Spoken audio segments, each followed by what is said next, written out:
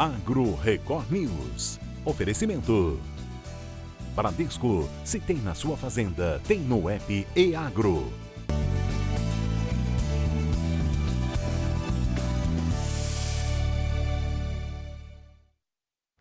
Oi, bom dia para você. O Agro Record News está no ar.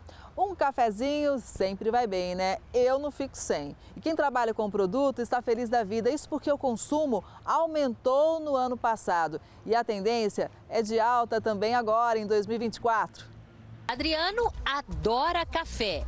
Para ele, o dia só começa depois de uma boa xícara. Eu tomo aproximadamente 4, 5 xícaras por dia. A rotina do escritório de advocacia exige muita concentração. O café é o aliado do dia a dia. Estimulante, me deixa mais concentrado, eu acho que faz parte da alegria do dia, né? O café é o queridinho do brasileiro. Coado, expresso, na prensa, gelado na taça ou quentinho, tradicional. Opções não faltam. Agora é muito importante falar as bebidas que são feitas com café à base e com o próprio leite, né?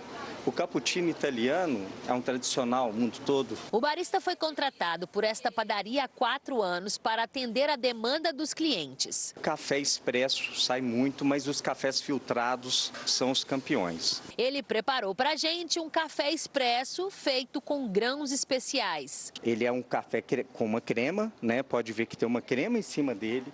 É um café que tem uma coloração amendoada. E isso faz com que a extração foi uma boa extração. Do cafezinho simples ao mais sofisticado. Aqui, a bebida é a matéria-prima para diferentes drinks. Aqui a gente tem um café gelado, que ele é muito bem, sair para esse verão, esse calor que a gente está passando por ele. Um café quente, para quem adora um café quentinho, com chocolate, expresso, leite vaporizado. E a nossa tradicional prensa francesa, que é um café mais encorpado, um café que, para os amantes, ele sai muito bem. O brasileiro consumiu em 2023 quase 22 milhões de sacas de café. O número grandioso representa um aumento de 1,64% em relação ao ano anterior. O país é o segundo maior consumidor de café do mundo, com uma diferença de 5,2 milhões de sacas em relação aos Estados Unidos, que ocupam o primeiro lugar. O café é realmente uma paixão nacional. O café tem que estar presente. É difícil sair de casa sem tomar um café bem gostoso. Agora a gente fala da oferta da cebola, que aumentou na Bahia. Entre 24 e 25 de maio, as regiões de Irecê e Vale do São Francisco, na Bahia, aumentaram a oferta de cebola. As praças baianas vinham enfrentando desafios no mercado de cebola por causa da escassez de oferta, resultado das chuvas intensas em março e no começo de abril. O alto volume de chuva prejudicou todo o ciclo de produção, desde o plantio até o desenvolvimento dos bulbos, afetando de maneira significativa a disponibilidade do produto na região. Com o passar das semanas, o cenário produtivo tem melhorado, tanto em relação ao aumento da produtividade quanto de qualidade da hortaliça, por conta da melhora no clima. Mas vale a ressalva de que uma parcela elevada do volume colhido ainda está em calibre abaixo do ideal, classificada como caixa 2. Assim, a amarela híbrida foi vendida a R$ 123, a caixa com 20 quilos no Vale do São Francisco. Estabilidade em comparação à semana anterior e a R$ 115 a saca em Irecê, baixa de 4,2%. Segundo informações do Hortifruti CPE, as condições climáticas favoráveis e os bons preços que estão sendo pagos, que geram uma boa perspectiva de rentabilidade, estão estimulando os produtores da região à expansão de algumas áreas de cebola. Mas, ainda que a intenção seja de aumento, a insuficiência de sementes que supram essa demanda tem limitado o crescimento. A exportação de carne bovina surpreendeu todo o setor no decorrer do mês de maio. O ritmo de negócios envolvendo boi gordo no mercado físico nacional está lento. E a pressão sobre os valores de animais para abate se mantém, resultando em novas baixas diárias nos preços da arroba nas diferentes regiões produtoras. Com o clima mais seco na maior parte das regiões, pecuaristas que ainda têm lotes prontos para venda têm tido dificuldade para resistir aos valores menores propostos pela indústria. Na parcial de maio até dia 21, o indicador do boi gordo, que tem como referência o mercado paulista, acumulou queda de 1,85%. Quanto às exportações de carne bovina in natura, o desempenho segue satisfatório, conforme apontam dados da Secretaria de Comércio Exterior. Os embarques diários apresentaram média de 10 mil toneladas até o dia 17, totalizando 128 mil toneladas no período. O atual ritmo de escoamento está acima do observado em abril, quando os embarques diários tiveram média de 9 mil toneladas, e também do de maio do ano passado, quando esteve em 7 mil toneladas. O Brasil é o maior produtor mundial de laranja e boa parte do suco consumido no planeta sai daqui. Um copo de suco de laranja possui mais de 130% da dose diária necessária de vitamina C, além de outras vitaminas e sais minerais. Mas o que muita gente não sabe é que a cada 4 copos de suco de laranja consumidos no mundo, 3 deles foram produzidos no Brasil. E pelo menos um pode ter saído dessa fábrica, a maior do mundo, localizada em Matão, no interior paulista. Na safra, por dia, cerca de 800 caminhões passam por aqui, chegando carregados com a fruta ou saindo cheios de suco a caminho do porto. São 16.500 toneladas de laranja extraídas por dia, e isso só é possível com o desenvolvimento e aplicação de uma série de tecnologias. Todos os nossos processos, a evolução que a gente teve ao longo dos anos para tornar essa fábrica, além de capacidade, ela ser eficiente e sustentável.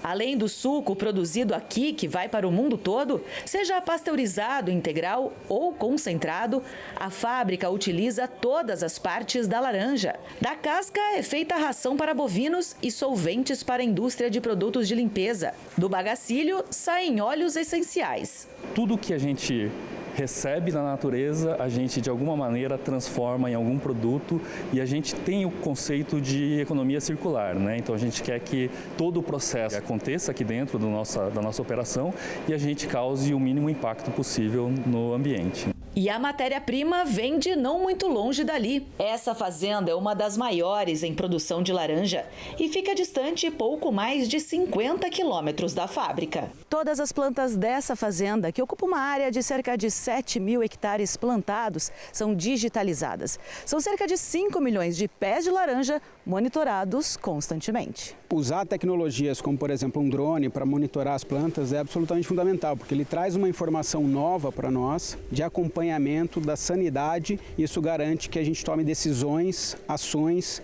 para aumentar a produtividade e principalmente aumentar a resiliência dos nossos pomares. A irrigação por gotejamento e o manejo adequado garantem a sanidade das plantas. O cuidado com as pragas, principalmente o greening, que aterroriza os citricultores do mundo todo, também é constante. Nós fazemos um manejo interno nas fazendas, com pulverizações semanais ou a cada 10 dias, dependendo do momento, da época do ano, e quão intensa é a população. A gente faz a leitura, o registro dessas populações através das armadilhas, que são monitoradas semanalmente. E a gente também faz um manejo externo, porque a gente precisa que o inseto também seja controlado fora das fazendas. Então, a gente faz erradicações, obviamente sempre acordado com o proprietário, eventuais pulverizações, até doação de produto, e a gente também faz o controle biológico. A gente tem nas nossas fazendas 7 laboratórios de criação de tamaríxia, que é o inimigo natural do psilídeo, e aí a gente libera essas tamaríxias nas regiões críticas para o controle do vetor do psilídeo. Para o CEO da empresa, a citricultura, principalmente no estado de São Paulo, que é hoje responsável por quase 80% da produção nacional, deve passar por mudanças. Eu acho que a citricultura brasileira vai passar por um momento de reorganização.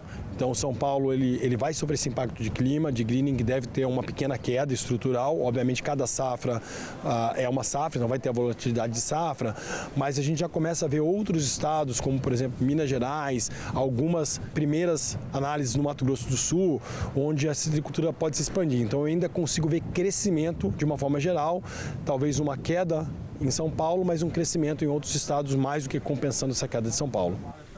E Minas Gerais se destaca no cenário de exportações. O agro mineiro bateu um novo recorde de janeiro a abril deste ano. É o maior resultado da série histórica para o intervalo. E o café é o produto de grande destaque do estado. As exportações mineiras do agronegócio somaram 5 bilhões de dólares nos meses de janeiro a abril deste ano. O valor é recorde para o período e 13% maior do que o alcançado no primeiro quadrimestre de 2023. Segundo dados da Secretaria de Estado de Agricultura, Pecuária e Abastecimento, o volume comercializado para o exterior atingiu 5 milhões e 200 mil toneladas, aumento de 16,2% em comparação com o mesmo período do ano passado. Os produtos agropecuários somaram 37,4% de todas as vendas que o Estado realizou nesse primeiro quadrimestre. Isso demonstrou mais uma vez a importância dos produtos agropecuários, mostrando a sua competitividade no mercado internacional e a importância também desse setor para a nossa economia como um todo. Dentre os 155 países compradores, os destinos mais frequentes foram a China, Estados Unidos, Alemanha, Bélgica e Itália. O café segue sendo o principal destaque da pauta exportadora de Minas Gerais, representando 45,4% do total exportado de todo o setor agropecuário. Foram 10 milhões e 400 mil sacas embarcadas, 36% a mais do que nos 4 primeiros meses de 2023.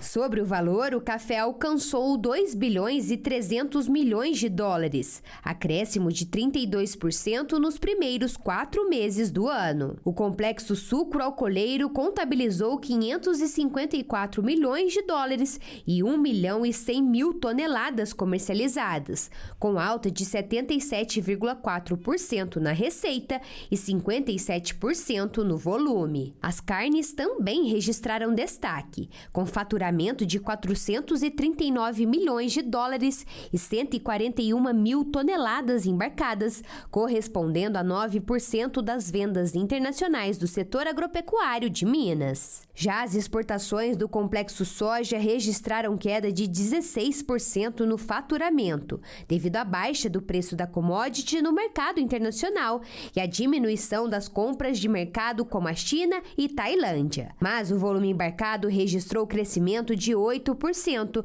chegando a 2 milhões e 600 mil toneladas. Mas enquanto Minas Gerais comemora os resultados da exportação, produtores de café do sul do estado denunciam que foram vítimas de um calote milionário. Investimento alto para produzir café tipo exportação. A produção de 2023 teve um gosto amargo para um grupo de agricultores de café da região de Varginha, em Minas Gerais. Eles entregaram milhares de sacas do grão ao grupo MCC, Specialty Coffee Exportadora, e não viram a cor do dinheiro. Os produtores assinaram contratos com a empresa que negocia café principalmente com o mercado internacional.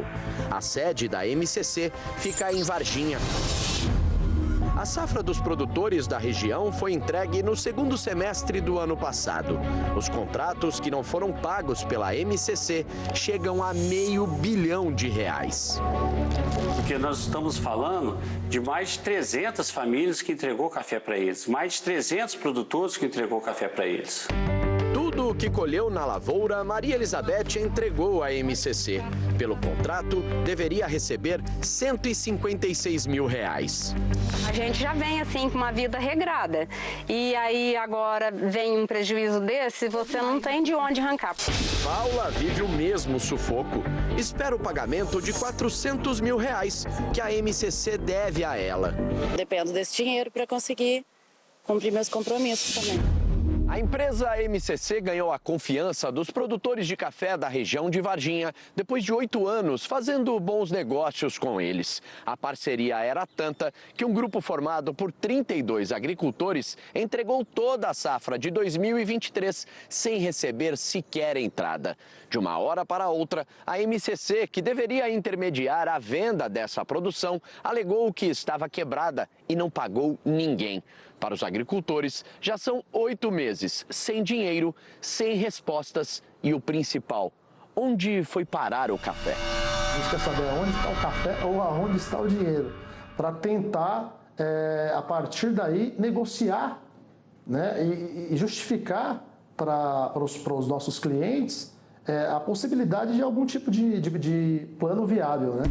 O advogado da MCC tentou explicar o paradeiro de toneladas de café. Eu não conseguiria lhe apontar aqui especificamente qual o destino, mas posso lhe dizer que toda a formatação e todo o balanço contábil está dentro dos processos, dentro dos autos. Em outubro do ano passado, os agricultores foram surpreendidos com a notícia de um pedido de recuperação judicial feito pela MCC. Esse instrumento jurídico é uma tentativa legal de reorganizar as finanças e evitar a falência. Os produtores dizem que a proposta da empresa é começar a pagar a dívida só em 2026, desde que os agricultores continuem fornecendo o café para a MCC. Acho até um pouco indecente, bem indecente, né? A pessoa vai ter que continuar a acreditar, fornecer o produto para uma empresa que já não os pagaram e receber o valor do passado daqui 2 anos. Um inquérito na Delegacia de Fraudes Fiscais em Belo Horizonte investiga o calote milionário. A Polícia Civil informou que o caso está em sigilo. A MCC continua de portas abertas. Os rumos da recuperação judicial devem ser decididos nos próximos dias. Nossa parte fizemos. E a parte deles? Que o cacau é a matéria-prima para a fabricação de chocolate, todo mundo sabe, né? Mas agora uma pesquisa quer descobrir quais são os benefícios do fruto para a nossa saúde. Longe das indústrias, no meio da floresta amazônica, o cacau é fonte de renda e de saúde. Estamos na Ilha do Combu, a cerca de 15 minutos de Belém, em uma travessia de lancha. É onde mora a Dona Nena, que descobriu na plantação de cacau um mercado promissor. No terreno de 7 hectares, ela divide a moradia com um polo de produção artesanal. O cacau é um carro-chefe e movimenta toda a comunidade. Para a gente garantir essa produção, hoje a gente agrega também alguns produtores da própria comunidade que estão entregando para a gente. Hoje a gente está até começando a comprar o fruto, né, para a gente ter a garantia dessa qualidade. Todo o processo produtivo requer a participação de uma equipe alinhada, que faz tudo manualmente. Daqui saem produtos naturais, sem processamentos químicos. Cacau mais saudável para a saúde, porque ele concentra os polifenóis, o magnésio, que ajuda no vaso broncodilatador, né? Ele tem a serotonina, que são os hormônios lá da alegria, né? Então tem várias coisas que ele é benéfico. O local virou um verdadeiro ponto turístico e recebe vários visitantes que experimentam as iguarias da região. Nós viemos para o pré-olímpico de basquete que está acontecendo e como hoje é o dia de folga, nos indicaram para vir aqui. Por ano, a empreendedora produz cerca de 3 toneladas de chocolate de cacau processado, ou seja, pronto para o consumo. Além de barras e bombons que muita gente ama, aqui também são produzidos licores e outros derivados do fruto. Os produtos são enviados para todo o Brasil e entre os clientes fiéis estão os veganos e vegetarianos. Pessoas alérgicas que têm intolerância a algum componente do chocolate adicionado no chocolate, ela adere bem o nosso. Então a gente tem esse público. O Pará é o maior produtor de cacau do Brasil, responsável por mais de 50% da produção nacional, segundo o IBGE. Uma pesquisa desenvolvida no estado quer descobrir os benefícios do fruto cultivado em solo paraense. De acordo com as pesquisadoras, o fruto pode ter ação preventiva a doenças como diabetes, câncer e Alzheimer. Porque eles são compostos antioxidantes, que a gente chama. Eles combatem os radicais livres do corpo. Assim como o açaí, por exemplo, tem essas propriedades, o cacau também tem. Segundo as pesquisadoras, o solo paraense é fértil e ideal para a produção do cacau. As características locais e também o manejo artesanal fazem a diferença no sabor e aroma do fruto. Essa região de várzea é uma região que frequentemente alaga, então tem períodos de cheia e períodos de seca. Então isso faz com que o solo seja um solo diferenciado, um solo rico em nutrientes, e esses nutrientes influenciam no fruto e nas amêndoas do cacau. É a natureza que gera saúde, economia e o estímulo ao cuidado com o meio ambiente. Mostrando, né, para os nossos vizinhos, para o pessoal que vive na floresta, que a floresta oferece muitas oportunidades. Pesquisadores colombianos criaram um antídoto que promete combater a extinção de abelhas. Os resultados foram tão positivos que o produto já foi patenteado. uma fórmula que protege o cérebro das abelhas e outros polinizadores contra a exposição de inseticidas, foi patenteada por pesquisadores da Universidade do Rosário, na Colômbia. De acordo com o cientista que liderou a pesquisa, o antídoto deve auxiliar na conservação de até 20 mil espécies de abelhas existentes no mundo. A fórmula derivada de plantas possui base de flavonoides, compostos com propriedades protetoras, antioxidantes e anti-inflamatórias em humanos. Imobilizadas com minúsculos coletes de plástico, várias abelhas beberam a fórmula através de um funil muito fino. O grupo foi mais resistente aos efeitos adversos causados pelos pesticidas do que o grupo que foi alimentado sem o suplemento. Os resultados da pesquisa foram publicados em uma revista científica em 2022. As abelhas são cruciais no processo de polinização, já que a troca de pólen entre flores permite a reprodução das plantas. Atualmente, 35% das espécies de insetos no mundo correm risco de extinção. As abelhas estão entre as principais espécies ameaçadas pela atividade humana, segundo documento divulgado pela Organização das Nações Unidas para a Agricultura e a Alimentação em 2023. O principal fator que gera esta ameaça é o uso de agrotóxicos em grande escala. Segundo o governo colombiano, cerca de 3 mil colmeias desaparecem todos os anos por causa dos efeitos adversos causados pelo uso de pesticidas. Cada colmeia pode conter até 50 mil abelhas. Ainda na Colômbia, num esforço de travar a mortalidade desses insetos, o Instituto Agrícola do país estabeleceu uma proibição de diversos tipos de agrotóxicos, como os que utilizam fipronil em sua composição. A lei entra em vigor ainda em fevereiro. E agora a gente traz mais informações também sobre a compra do governo em relação ao arroz importado. Olha só. De acordo com a Conab, o volume comercializado representa 88% do total estimado inicialmente. O valor movimentado foi de R$ 1 bilhão e 300 milhões de reais. Os lotes arrematados tiveram preço mínimo de R$ 4,98 e máximo de R$ 5,00 por quilo. O arroz vai ser distribuído para 21 estados. Recife vai receber o maior volume, 30 mil toneladas. O preço de venda para o consumidor foi estipulado em R$ 4,00 o quilo e a embalagem vai ter a identificação do governo federal. A medida do governo tem o objetivo de diminuir o impacto causado pelas enchentes no Rio Grande do Sul. O estado é o maior produtor de arroz do país. No dia 3 de junho, a Confederação da Agricultura e Pecuária do Brasil, CNA, protocolou uma ação direta de inconstitucionalidade no Supremo Tribunal Federal contra a decisão do governo de autorizar a importação.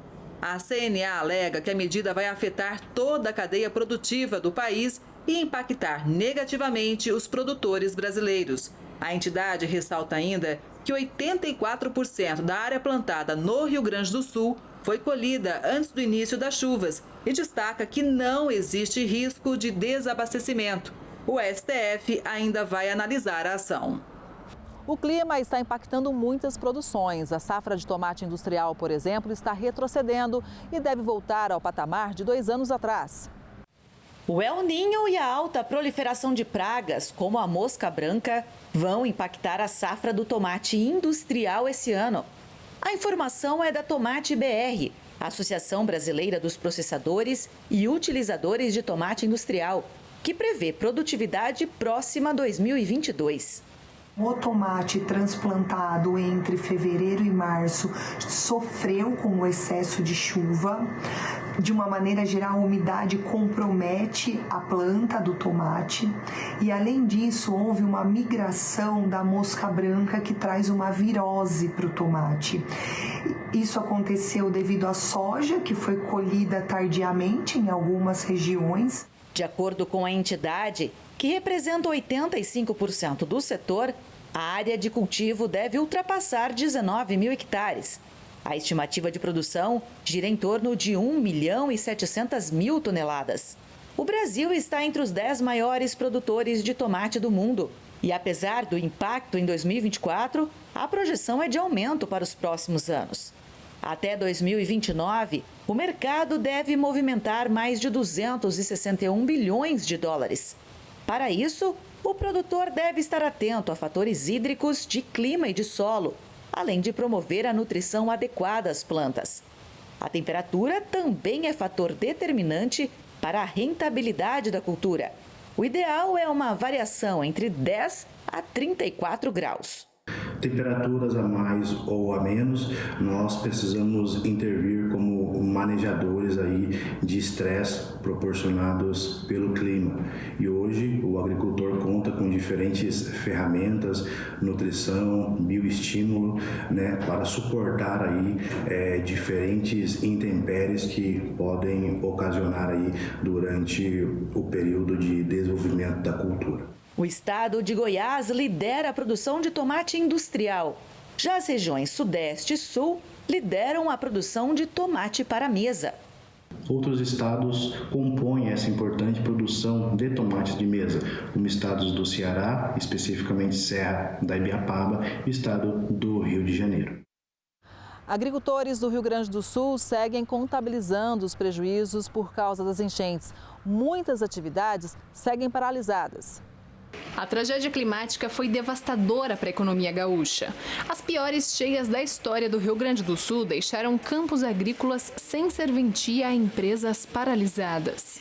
As medidas mais prementes agora é restabelecer o ir e vir, a mobilidade, porque com a mobilidade a gente chega com medicamentos, suprimentos, as indústrias conseguem transportar seus produtos prontos e as matérias-primas. O estado tem atividade econômica baseada na agropecuária, dedicada em primeiro lugar ao cultivo da soja. A atividade industrial é orientada em grande medida aos setores de carnes e manufatureiro. 9 em cada 10 fábricas foram afetadas. Uma pesquisa preliminar publicada pela Federação da Agricultura do Estado do Rio Grande do Sul estima que grandes proprietários perderam até 25 milhões de reais. E a nossa preocupação como entidade é dar estabilidade e conforto para que as empresas retomem sua produção e que nós tenhamos conforto para as famílias dos funcionários que trabalham na região. O governo federal anunciou até agora, entre outras medidas, uma linha de financiamento de 15 bilhões de reais com juros baixos e a negociação de dívidas de créditos rurais. O apoio é considerado insuficiente pela Federação da Agricultura do Estado do Rio Grande do Sul. Isso vai ser muito difícil, né? A gente aí já conta aí estamos fazendo as contas, temos que vender alguns animais, se desfazer de alguma parte do plantel. Ou se a passagem de inverno também não andar bem, do jeito que a coisa está indo esse ano, não se descarta nem a possibilidade de, quem sabe, parar com a atividade. Com um dos maiores PIBs do Brasil, o Rio Grande do Sul sofre há um mês com os efeitos das chuvas e enchentes, que deixaram cerca de 170 mortos, dezenas de desaparecidos e mais de 600 mil desalojados. O fenômeno é vinculado por especialistas ao aquecimento global. Olha, infelizmente, os problemas causados pelas enchentes não param por aí. Um criador de suínos teve um prejuízo de mais de 10 milhões de reais. Ele perdeu cerca de 5 mil porcos. A catástrofe do Rio Grande do Sul foi implacável tanto para as áreas urbanas quanto rurais. Em Travesseiro, pequena cidade agrícola no Vale do Taquari, o volume e a força das águas do rio Forqueta saíram de controle. O rio fica a cerca de 500 metros da propriedade de Vernei Cans. A tragédia arrastou a maior parte da criação de 5 mil porcos do fazendeiro. O mau cheiro indica que alguns animais ainda estão soterrados sob a lama. Eu acho que todos se afogaram, porque não conseguiram sair fora. Alguns nós tiramos fora. E o que dava para tirar? Porque a quantia era muito enorme, aí não dava para tirar tudo.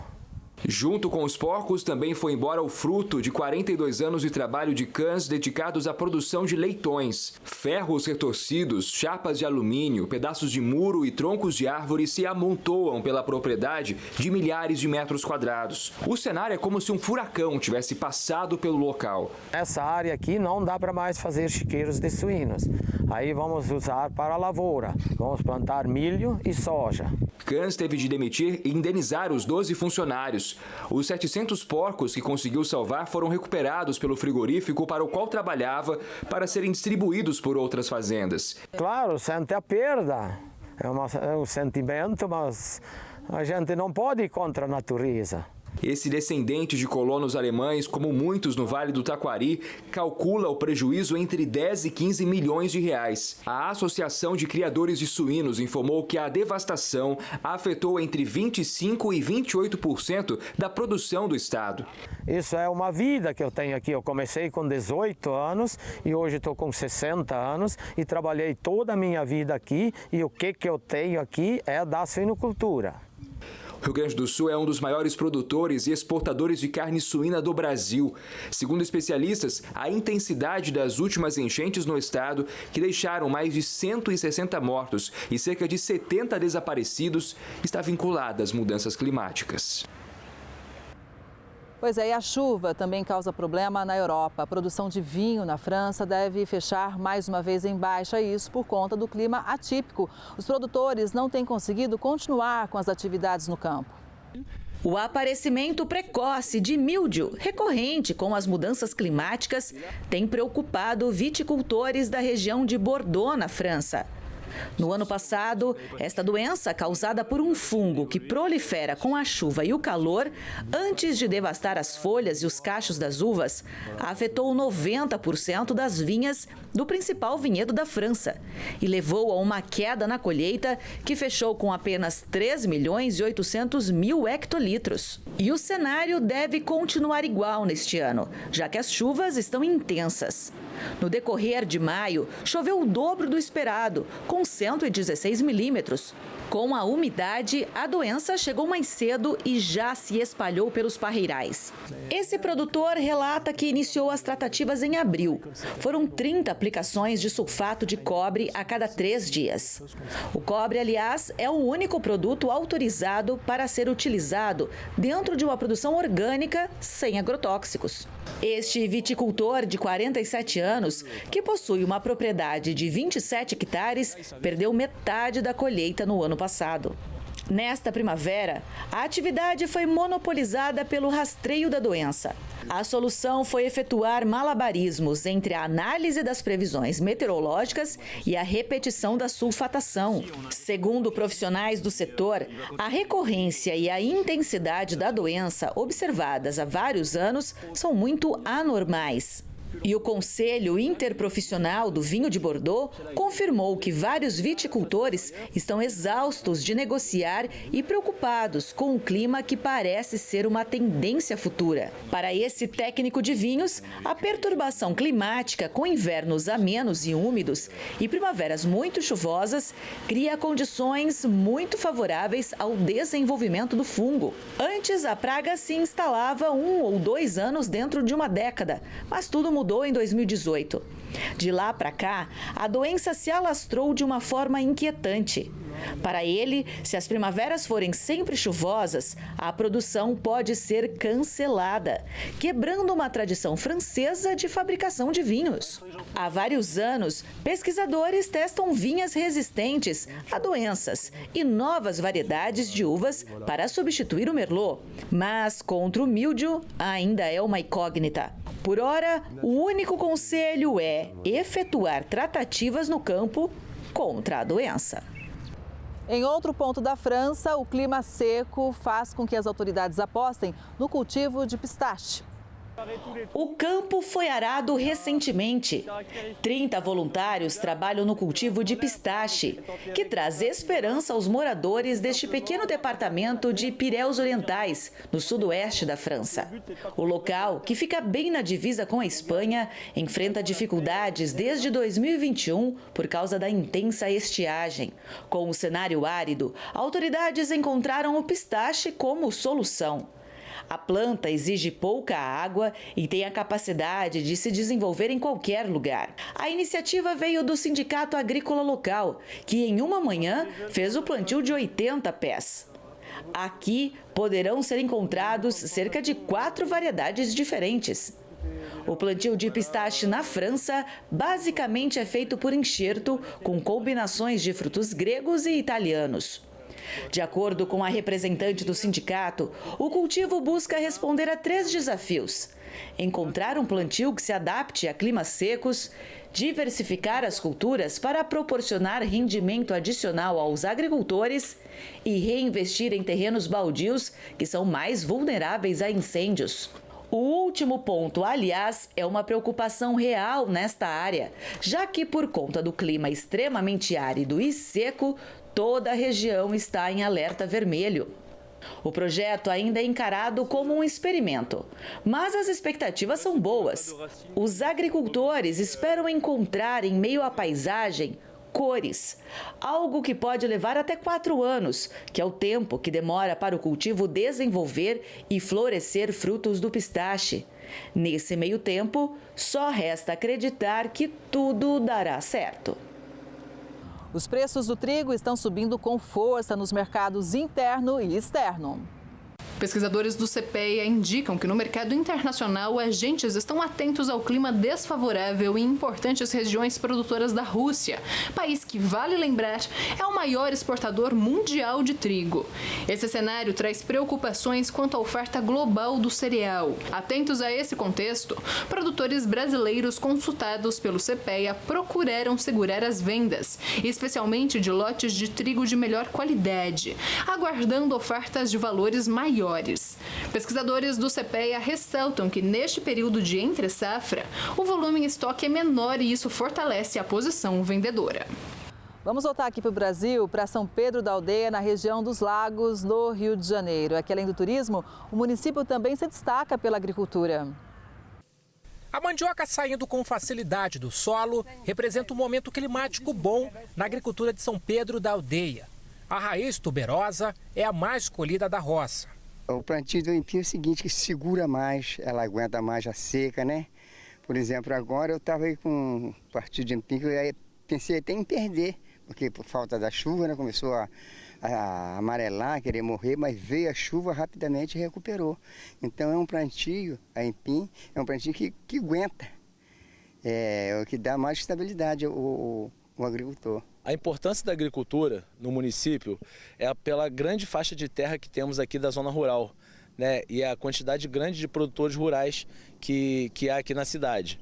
Então, a prefeitura ela vem se intensificando bastante na produção agrícola, basicamente, preferencialmente, no trabalho com agricultura familiar, que são famílias que vivem do próprio sustento da terra. Seu Manuel é agricultor há 50 anos. Ele possui dezenas de milhares de raízes plantadas nos mais de 35 mil metros quadrados de terreno.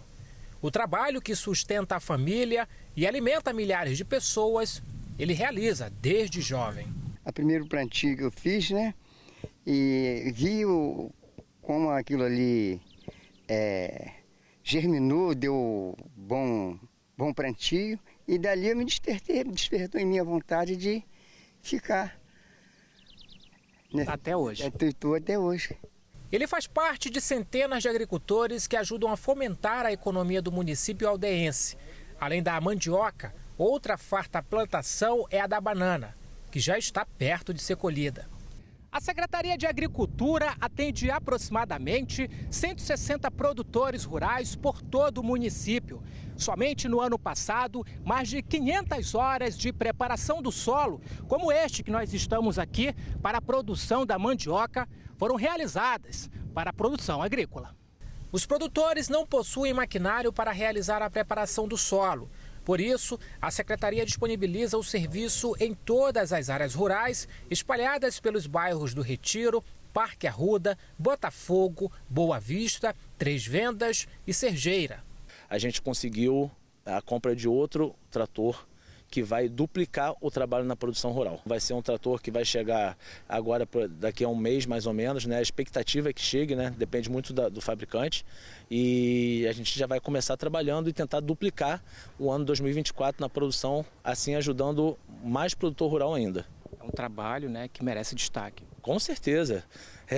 A gente mesmo fala, né? O que seria do Brasil se não fosse a agricultura? A agricultura é o cargo-chefe e é o que maior levanta o PIB do Brasil. Então a gente tem que focar na agricultura, nas cidades que têm agricultura, e o estado do Rio tem cada vez crescendo mais a parte da agricultura. A doma de cavalos é essencial para quem lida com os animais todos os dias. Por isso, os treinamentos são muito importantes.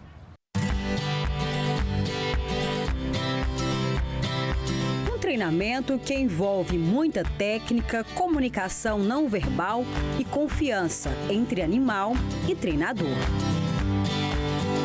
Aqui não é usada a força para adestrar os animais, e sim estímulos como esse na barriga, e em poucos minutos a gente já percebe a diferença. O próprio animal dá sinal. O animal, ele reage negativamente de 3 formas: cócegas, dor ou medo. Então esse estímulo a gente faz para tirar cócegas de sensibilização, né? E não tentar cometer maus tratos de maneira alguma, né? Tem as contenções que a gente faz para maior segurança do participante e do animal, né? Que é a contenção de piar as mãos, que jamais é apertando, machucando. E isso é para tirar sensibilidade e causar um possível dano lá na frente, né? Uma possível reação negativa. Os alunos estão vendo na prática como lidar sem agressão e com materiais que eles vão ver a vida toda de trabalhos deles: corda, manta, bacheiro, bridões. Então aqui vamos ensinar os alunos a trabalhar com isso de forma corretamente, sem agredir os animais. Essa é a primeira etapa do treinamento de doma racional. O objetivo é capacitar os participantes para atender às demandas da nossa região. O curso é totalmente prático, promovido pelo Senar Goiás, em parceria com o Sindicato Rural de Rio Verde, e tem duração de 1 semana. São duas situações: a formação de mão de obra qualificada para a lida de bovinos montado no cavalo. Então a gente faz primeiro esse daqui de doma, vai pegar o cavalo, o potro, vamos falar, o potro selvagem, não domado, e vamos iniciar ele aqui. Daqui uns dias nós vamos fazer com o pessoal de rédea, que é pegar esses potros agora domados, para colocar ele na rédea, no cabresto, para eles obedecerem os comandos. Aí sim a gente joga para a doma, para a parte de manejo racional, montado no equídeo. E por outro lado, são os donos dos cavalos que querem os cavalos domados, mais mansos, para o filho poder passear, para fazer uma prova de laço. Então a gente atende muito, igual aqui o Clube do Laço, está reinaugurando esse espaço, os aras, esses clubes de montaria, de laçada que tem aí, o pessoal gosta do esporte.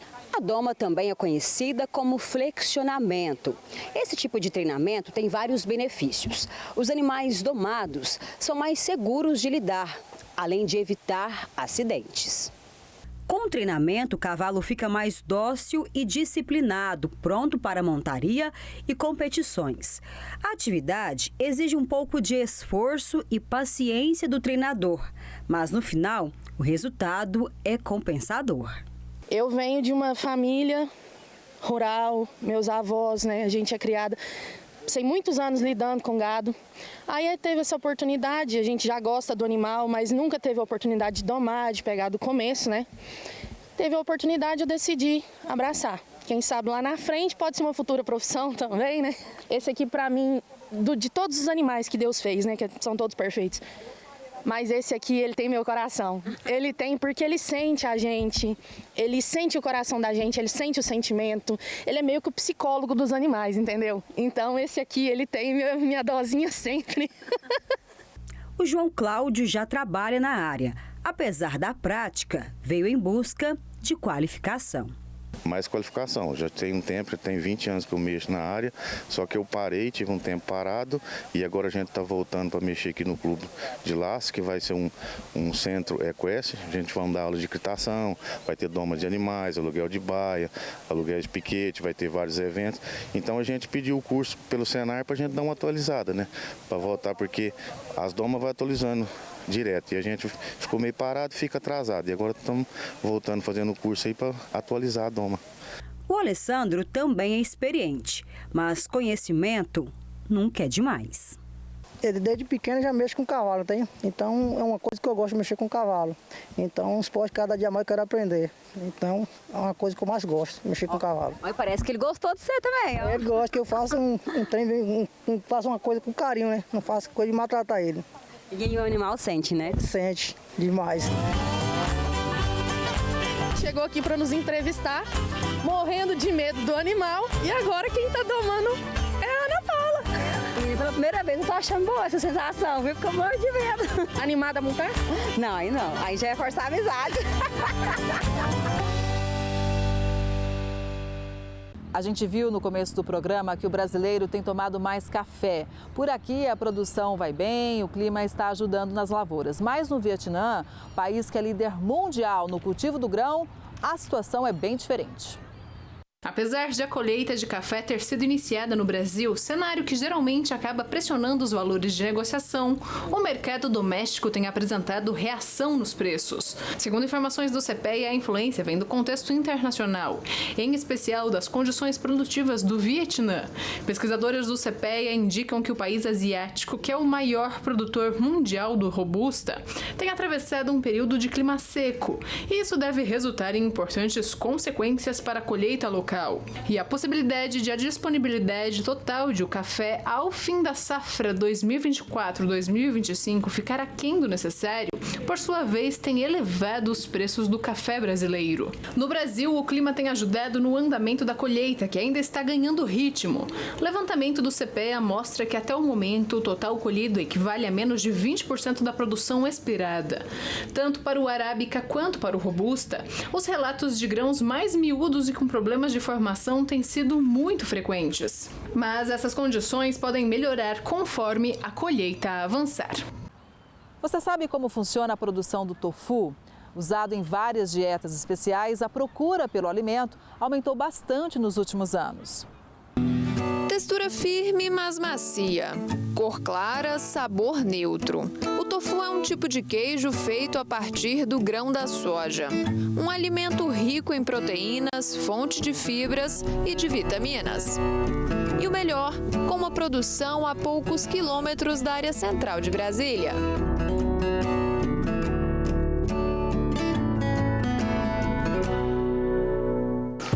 Para conhecer de perto essa produção, nós viemos em Taguatinga Norte para falar com a família Watanabe. Afinal, eles chegaram aqui em 1998 com essa produção especial, que é uma produção que veio passando de geração em geração, né, Raquel? Verdade, Carol. É uma produção familiar que deu início realmente em 1998 com minha mãe Olga, né?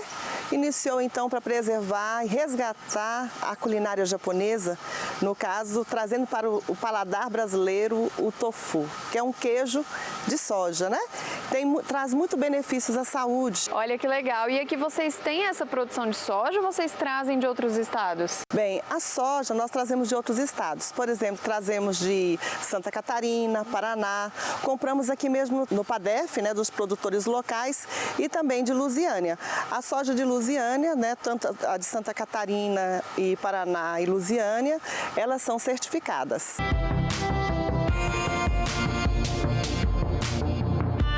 E agora, já conhecendo a fábrica de pertinho, Raquel vai mostrar pra gente como que vocês recebem essa soja, né, Raquel? Então, nós recebemos a soja após selecionada, né? Nós colocamos aqui nessa peneira para ver a qualidade dela e a limpeza dela. E a seguir nós colocamos ela de molho por um período de 10 a 12 horas, né? Então, somente no outro dia é que nós passamos, então, para o processamento da soja. Ela entra lavada, como vocês podem acompanhar aqui. Ela já... O grão incha, que ele cresce, né? O grão límpido aqui. Então, nós passamos ela para a moagem dela, a moagem ela é feita no liquidificador. Ele já está triturado aqui, forma-se um leite cru. E a seguir, então, nós passamos para o processo de cozimento, né? E aqui é só a soja no liquidificador? É só a soja e água. Ah, entendi. Não coloca mais nada. Aí qual que é a próxima etapa? A próxima etapa, então, é o cozimento, né? Então, ela vem para essas panelas aqui. Licença, conhecendo aqui de pertinho a cozinha de vocês. Então, aqui ele está cozinhando. Ele vai fervendo, né? Quanto que tem de soja aí? Tem em torno de quase 6 quilos de soja, né? Aí fica tipo Só uma que pasta, ela vai formar um líquido. Ela está em cozimento aqui. Então, aí vai sair... Aqui tem outra, né? Aqui já é a fervura d'água que não tem. Então, daqui ela passa por esse extrator de leite. Só que vai ligar pelo extrator de leite. E, posteriormente, ela é coalhada e vem para a forma. E esse processo dura quanto tempo? 40 minutos. É rápido, né? Sim. E depois dessa parte coalhada, fica aqui quanto tempo na forma? Aqui uns 10, 15 minutos. Então ela vem para essa área aqui, que é a parte de resfriamento. Ele é colocado dentro da água, né? Para que ele possa se resfriar. E, então, a seguir é feita a embalagem, né? Então é feito o corte, aí vem para o resfriamento e depois vai para a embalagem aqui, que é feito manualmente. E após ser feito, nós vamos colocando, aqui não tem nenhum ainda. Aí ela vem e vai sendo colocado aqui, né? Nas embalagens. É um processo rápido, então, né, Raquel? Isso. E cada um vai sendo colocado nas caixinhas, né? De acordo com a embalagem para essa comercialização. E vocês fazem quantos, assim, por dia, por semana? Tem uma média? Uma média, vamos colocar aí em torno de 600 quilos. É? Sim. E aí, desse jeito aí é o jeito que vocês comercializam, né? Então, quem que compra de vocês? Então, atualmente são distribuidoras, restaurante, o comércio em geral, varejista, né? E também pessoas da comunidade, que vêm aqui dentro da própria chácara, que tem uma feirinha toda sexta-feira. Então, eles vêm e compram esses produtos aqui. O lúpulo é um dos itens fundamentais para a fabricação de cerveja. E no Distrito Federal, só 2 pessoas produzem e vendem essa matéria-prima.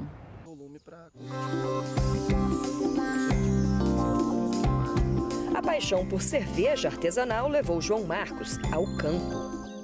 A ideia veio do cervejeiro caseiro, que fazia em casa, de panela, querendo migrar para uma fábrica, mas todos os empecilhos do mercado de cerveja, de abrir uma fábrica, todos os trâmites, resolvi inovar no mercado cervejeiro e vi o lúpulo como uma possibilidade de estar entrando nele de uma outra forma. Basicamente, a cerveja leva 3 ingredientes: água, malte de cevada e lúpulo. João Marcos decidiu investir nesse último ingrediente, que é o responsável pelo amargor da cerveja. Eu tinha um produtor aqui no DF, pequeno, na casa dele, e aí eu fui conhecer a produção, comprei minhas primeiras 20 mudas, aí fiz um pequeno teste, na hora que saiu as primeiras flores, aí eu cheirei, apaixonei, porque o cervejeiro adora o lúpulo. Aí eu falei, não, é isso que eu quero. Fui atrás de uma consultoria para implantar um campo comercial da forma que é feita lá fora. E aí a gente está conseguindo tirar esse resultado que está sendo satisfatório aí nas cervejarias. O clima do DF também ajudou na produção. Que permite produzir até 2 safras por ano, com as variedades específicas que se adaptaram à região, tá? Adequando também a questão da quantidade de luz necessária para a cultura, utilizando a iluminação artificial, né, nos períodos que são necessários, permite a produção comercial dessa cultura aqui no Distrito Federal.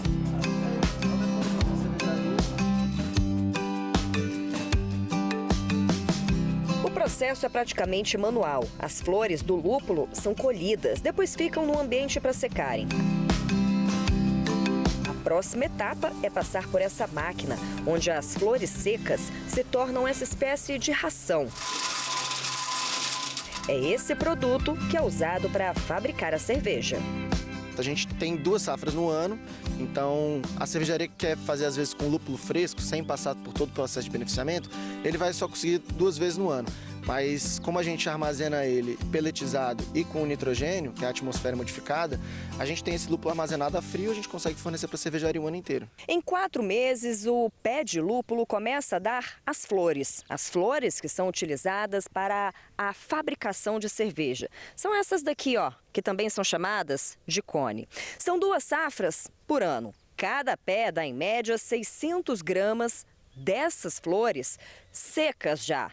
Nessa propriedade, por exemplo, onde são produzidos 1000 pés, que chegam a 7 metros de altura, são 600 quilos de colheita seca por ano.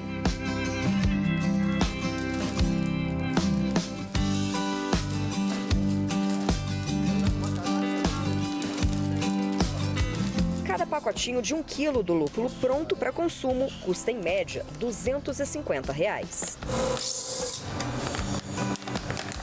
O investimento inicial do lúpulo ele é um pouco alto por questão da estrutura, porque a estrutura é toda feita de eucalipto, muito cabo de aço, então isso encarece um pouco. Também tem toda a questão da irrigação, tem que ter um projeto de irrigação, fertirrigação. Mas é um projeto que vai se pagando, ele se paga rápido, porque ele começa a produzir nos 4 meses que você já plantou. Então, e ele só vai aumentando a produtividade, com isso você vai conseguindo abater esse custo da estrutura. O Brasil é o terceiro maior consumidor de cerveja no mundo e produz menos de 5% de todo o lúpulo. Hoje, há 114 produtores de lúpulo no Brasil, um aumento de 42% em relação a 2022 e a 2023, anos em que foram produzidos 100 quilos de lúpulo no DF. O Agro Record News de hoje vai ficando por aqui. Muito obrigada pela sua audiência. E claro, eu espero você no próximo programa. Até lá!